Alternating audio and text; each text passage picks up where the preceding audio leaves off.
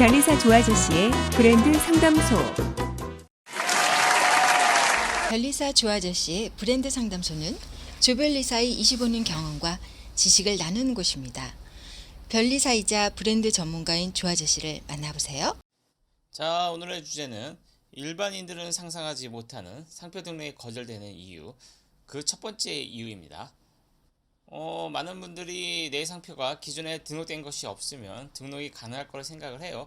그래서 키프리스 이런 데서 한번 검색을 해보고 동일한 게 없으면 등록이 되겠네 이렇게 생각을 하고 상표 등록 출원을 하시던지 변리사에게 의뢰를 하시던지 그러고 있습니다. 자, 그런데 실제 상표 등록의 프랙티스는 이것과는 전혀 다릅니다. 그 첫 번째, 일반인들이 상상하지 못하는 상표 등록이 거절되는 첫 번째 이유는 발음이 비슷할 때 거절이 된다는 겁니다. 발음이 비슷하면은 거절이 된다 그러면은 말 되지 그러면서 예를 들어서 루이 빗동이 있는데 루이 밭동 이런 게 등록이 되면 안 되지 이 정도로 생각을 하시는데 그 정도는 당연히 거절이 되는 거고요.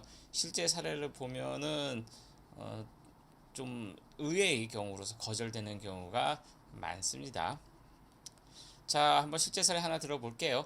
자, 이 상표는 CJ 제일제당이 출원한 셰프랩이라는 상표입니다. CHEFLAB. 셰프는 요리사고 랩은 LAB는 레버러터리 약자죠. 그래서 요리사 연구소 이런 정도 의미가 있겠죠. 이것은 이제 음식에 대한 상표인데 이것이 설탕, 천연 감미료 요쪽에서 상표 등록을 못 받았어요. 왜 못 받았냐 하면은 세이프 랩이라는 것이 등록되어 있었기 때문입니다.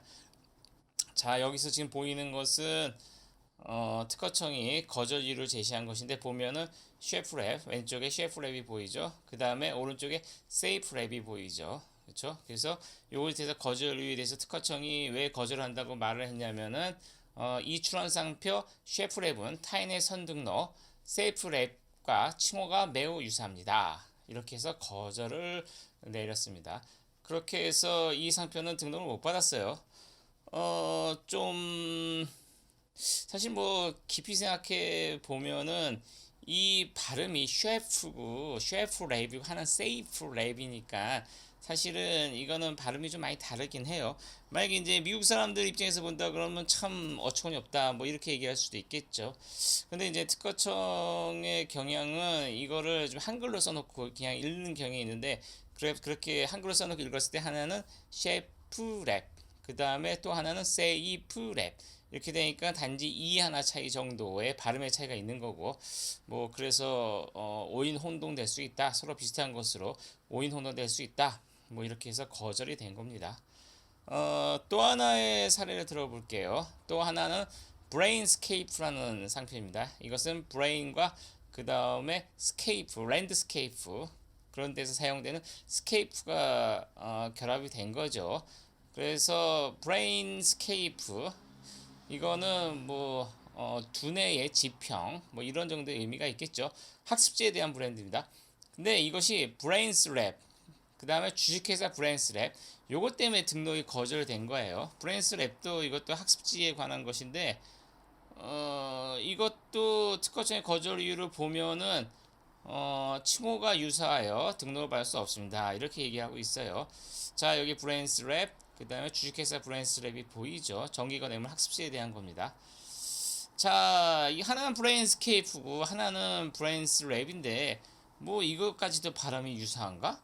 이렇게 생각할 수도 있겠는데 이 경우는 저도 좀 많이 의아했는데 담당 심사관이 이 브레인스케이프 BRAINSCAPE 이거를 읽을 때 브레인스캡 정도로 읽었던 것 같아요. 브레인스캡 정도로 읽다 보니까 브레인스랩하고 마지막 말하면서 키역하고 리을 차이로서 발음이 그 부분만 빼고는 다 같죠. 그러다 보니까는 오인 혼동이 염려가 있다 이렇게 생각을 하셨던 것 같아요. 이것은 결국 이제 심판을 통해 가지고 등록을 받았습니다. 바로 잡아준 거긴 한데 이런 식으로 거절이 되기도 합니다. 자, 그래서 상표 등록은 이게 동일한 것만 없다고 해서 등록을 받을 수 있는 것이 아니고 발음이 비슷한 것이 없어야 돼요. 발음이 비슷한 것이. 뭐 최근에는 이제 홈젯이라는 상표를 출원하시겠다는 분이 있었는데 HOME ZET죠. 홈젯. 그래서 요건 이제 가전제품 쪽인데 요거에 대해서는 검색을 해보니까 홈젠이라는 게 있어요. HOMEZEN. 뭐 이런 경우 홈젯, 홈젠 해가지고 발음이 시읒하고 니은 하나 그 차이밖에 없는 거죠.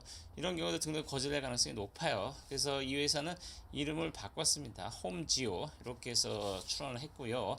그 다음에 리잼, REGEM 뭐 이런 것도 만약에 리젠, REZEN 이런 게 있다 그러면 이것도 발음상 리젠 미음하고 니은 차이로서 비슷하다 해서 등록 거절될 수 있는 겁니다.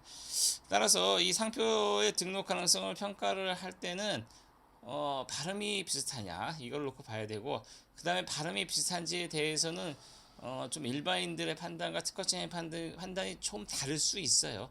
그래서 그런 것들을 염두에 둘 필요가 있습니다. 자, 오늘은 여기까지 하겠습니다. 시청해 주셔서 감사합니다.